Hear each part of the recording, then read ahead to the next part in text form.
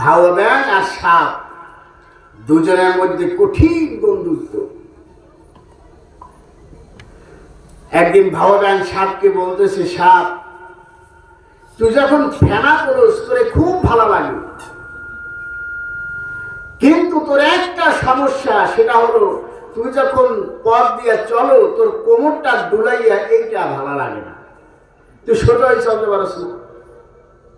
সাপ কি সোজাই চলতে পারে? স্বাভাবিকভাবে কারো সমালোচনা কেউ মানিয়ে নিতে পারে?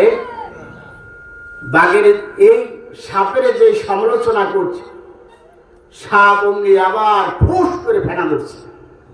ফেনা ধরলে ব্যাং লাফ দিয়া পাশের কুয়া ছিল, কুয়ার মধ্যে পড়ে গেছে। পাশে ছিল এক রাখাল, হাতে তার 2.5 হাতটা হেদায়েতুল্লাহ। রাখাল দেখলো যে কি ব্যাপার, ফুস করে উঠলো কেন। সে পাশে তাকাইয়ে দেখে কি জনাব মিস্টার সাপ সে ফেনা তুলে আছে। রাখাল মোটামুটি তার 2.5 হাতে হেদায়েতুল্লাহ দিয়ে তার হেদায়েত করা শুরু করলো। কিছুক্ষণ হেদায়েত করার পরে একেবারে সোজা হয়ে গেল।